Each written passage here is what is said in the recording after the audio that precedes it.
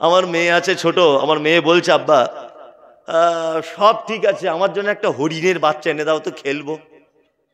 আমি বললাম আরে মা, হরিণের বাচ্চা কি আর কিনতে পাওয়া যায়? তুই টিয়া পাখি বল কিনতে পাওয়া যায়, আনবো। বলছে না, আমার হরিণেরই বাচ্চা চাই। কত যুক্তিপূর্ণ কথা দেখুন, হরিণের বাচ্চাই আমার লাগবে। হরিণের বাচ্চা কোথায় পাবো? না, আমাদের বাড়িতে একটা গাই গরু আছে, ডাক্তারকে ডেকে আনলাম। আচ্ছা বলুন তো, গাই গরু, দেশি গরুর পেট থেকে জার্সি বাছুর করা যায়? কথা বলুন, যায়? যদি আপনি বলেন একটা বাংলাদেশি জাতের গরু নেব আমার দেশি গরুর পেট থেকে, এটা হবে? হবে, হবে, ইনজেকশনের মাধ্যমে হবে, হবে না? হবে। এবার আমি ডাক্তারকে ডেকে বলছি, ডাক্তার বাবু একটা হরিণের ইনজেকশন দাও না গরুর পেটে, যদি একটা হরিণের বাচ্চা পাওয়া যায়। তখন বলছি এ তো কিয়ামত পর্যন্ত সম্ভব না, তো হয় কি করে? তার মানে আমি বুঝলাম গরুর পেটে যাবতীয় পার্টস গরুই তৈরি হবে, অন্য কোনো প্রাণী তৈরি করা যাবে না। আচ্ছা, বানর একটা ভিন্ন প্রাণী কি প্রাণী নয়? প্রাণী, ভিন্ন প্রাণী না, প্রাণী। চার্লস ডারউইন 200 বছর আগে বলেছে বানর থেকে মানুষ হয়েছে। তারপর থেকে কই খবর পাওয়া গেল না যে একটা বানরে নতুন করে মানুষ হয়েছে? খবর পাওয়া উচিত কি উচিত নয়? উচিত। সুন্দরবনে এত বানর ভর্তি, কই একটা বানরও নতুন করে মানুষ হলো না? তার মানে বোঝা যাচ্ছে যে চার্লস ডারউইনের তথ্য মিথ্যা। কি বললাম বুঝলেন? তাহলে মানুষকে তৈরি করা হয়েছে কি দিয়ে? মাটি দিয়ে। আর নুতফা মায়ের কি ওভাম, পুরুষের স্পর্মটোজম, এই দুটিকে একত্রিত করে আল্লাহ সুবহানাহু ওয়া তাআলা মানুষকে সৃষ্টি করেছেন। এইবার আপনাদেরকে বলি, মানুষকে সৃষ্টি করা হলো কেন? এই তথ্যগুলো যদি একটা একটা করে আমি যুক্তি দিয়ে যদি বোঝাই, আপনি অবাক হবেন। আল্লাহ তাআলা বলছেন, ওমা খালাকতুল জিন্না ওয়াল ইনসা ইল্লা লিয়াবুদুন। আমি মানুষকে আর জিনকে তৈরি করেছি কিসের জন্য? ইবাদতের জন্য, তাই না?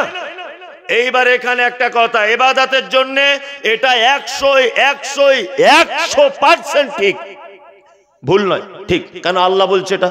আমার তো ভুল বলার রাইট নেই, আছে নাই? এবার একটা গোপন তথ্য আপনাকে দিই। আচ্ছা বলুন, গরু আল্লাহর ইবাদত করে কি করে না?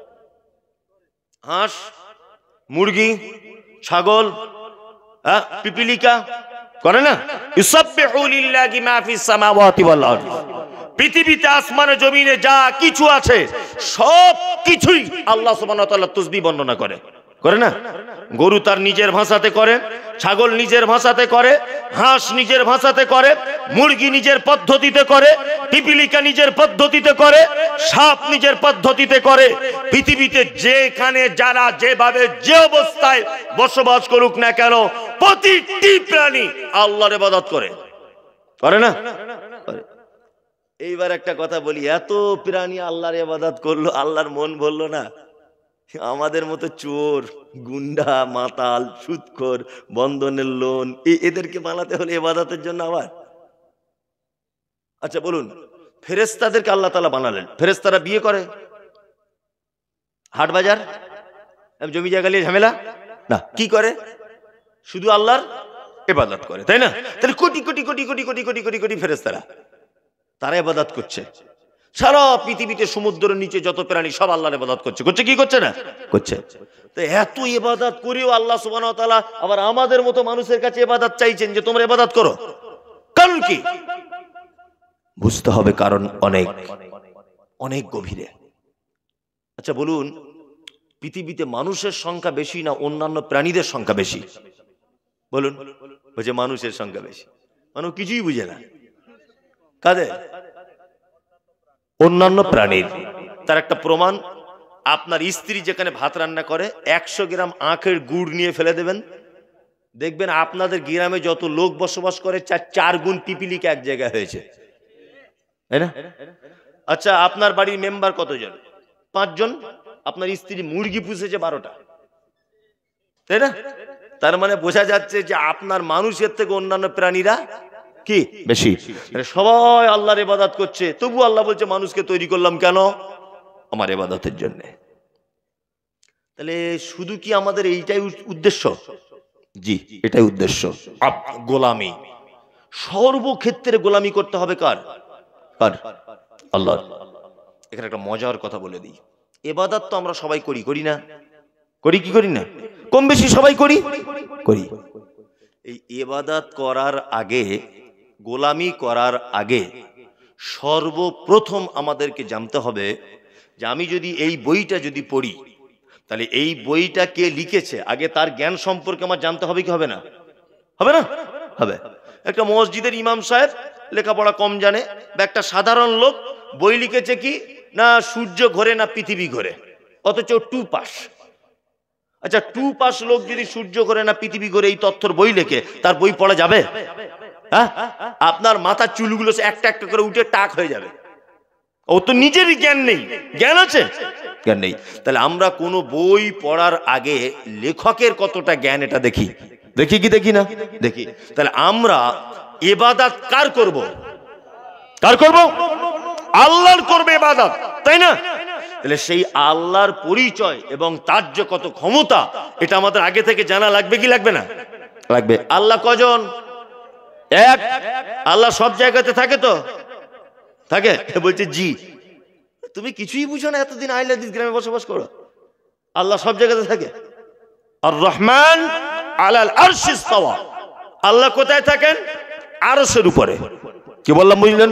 আল্লাহ সুবহানাহু ওয়া তাআলার জ্ঞান, আল্লাহ সুবহানাহু ওয়া তাআলার ইলম সারা পৃথিবীর সমস্ত কিছুর উপরে বিরাজ করছে, কিন্তু তিনি আছেন কোথায়? আরশের উপরে। কি বললাম বুঝলেন? তাহলে এটা সামান্য জ্ঞান রাখতে হবে। যারা বলছে আল্লাহ হার জায়গা বিরাজমান, বলছে না কিছু লোক, একদম নয়।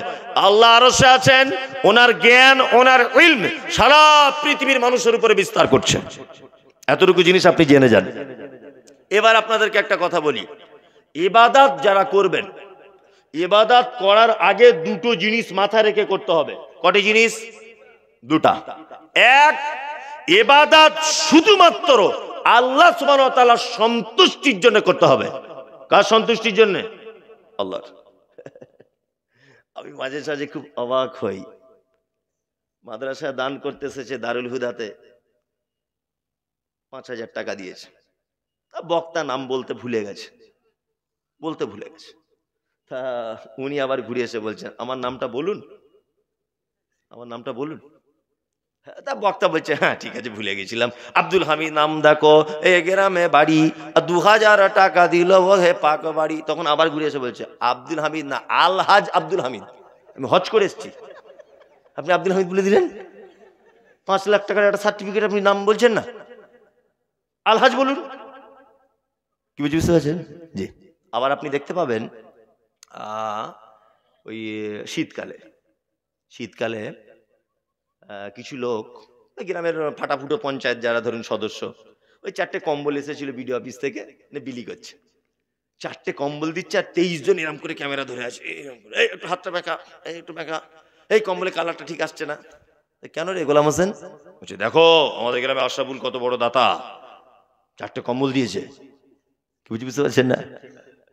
আমি জানি মুরগি অবলা প্রাণী, ও একটা ডিম দেওয়ার পরে কক কক কক কক করে ডাকে, তার মানে কি মালিককে বলে অত সহজ না, তোর মাল খেয়েছি দেখ, পাছা কষ্ট করে পাছা থেকে বার করে দিলাম একটা বড় ডিম, দেখ ডিমটা এমনি নয়, তোর খেয়েছি নেমো খারাপ করিনি, তোর ডিম দিয়ে দিয়েছি, দেশি মুরগির ডিম, ভিটামিন বেশি খেয়ে নিস, যা বেশি ফটার ফটার করিস না।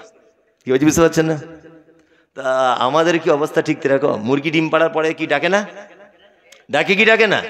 তা আপনার কি উদ্দেশ্য এরকম, আল্লাহ তুই আমাকে অক্সিজেন দিয়েছিস, আমাকে চোখের পাওয়ার দিয়েছিস, যা 4টে কম্বল দিয়ে দিলাম, যা 4টে কম্বল দিয়ে দিলাম, এরকম ব্যাপার নাকি? আরে মুরগি অহংকার করে বলতে পারো জ্ঞান বুদ্ধি নাই, এই তুই আমাকে গম খাইয়েছিস, আমাকে সরিষা খাইয়েছিস, দেখ কত কষ্ট হয়েছে, লাল ঘাম ছুটে গেছে আমার ডিম দিতে, যা গিয়ে ডিমটা তুলে খেয়ে এলে ভেজে, জামাই এসছে দিয়ে দে।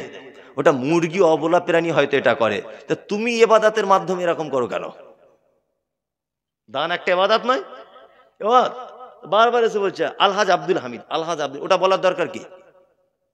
ইন্নাল্লাহু আলিমুম বিজাতিস সুদূর, মানুষ যেটা মুখে বলে এটা আল্লাহ বুঝতে পারে, যেটা অন্তরে জাগে ওটা কে? আল্লাহ বুঝতে পারে। আপনার উদ্দেশ্য থাকবে তো লিল্লাহিয়া, আল্লাহর উদ্দেশ্যে আমি এটা করছি। এত লোক জানবে কেন? আর এত বক্তাকে দিয়ে এক এক করে দোয়া করাতে হবে কেন? আপনি ওইখানে গিয়ে নামটা লিখিয়ে দেন, যে কাউকে বলতে হবে না, নেন 5,000 লিখে দেন। আপনি তো গ্রামের লোকের নামটা জানেন, লিখে রাখলেন। কত যে ঝামেলা, কমিটিকে যে কত কৈফিয়ত দিতে হয়। আমার নাম বলিনি কারণ আগামী বছরে দেবো না, করে কি করে না? আপনাদের এলাকায় ওরকম লোক নেই, আমাদের এদিকে আছে। আপনাদের এদিকে আছে না? আমি ওটা বলবো না, তাহলে মারবে। আমি ওই কথা বলবো না, আপনারা নিজেরা বলুন যে আছে। কি বলছি বুঝতে পারছেন? তাহলে ইবাদত শুধুমাত্র কার উদ্দেশ্যে? আল্লাহ। 2, ইবাদতের পদ্ধতি হতে হবে কার? মুহাম্মদ সাল্লাল্লাহু আলাইহি ওয়াসাল্লামের, তাই না? প্রতিটা ইবাদতের আমাদের ক্যাটালগ কে? মুহাম্মদ সাল্লাল্লাহু আলাইহি ওয়াসাল্লাম। আল্লাহ তাআলা বলছেন, আমা আতাকুমুর রাসূল ফাখুযুহু ওয়া মা নাহাকুম আনহু ফান্তাহু। আমার নবী যেটা দেয় ওটা গ্রহণ করো, নবী যেটা নিষেধ করে তার থেকে কি করো? বিরত থাকো। আয়েশা সিদ্দিকা রাদিয়াল্লাহু তাআলা আনহা তিনি বলেন, মান আমিলা আমালান লাইসা আলাইহি আমরুনা ফাহুয়া রাদ্দুন।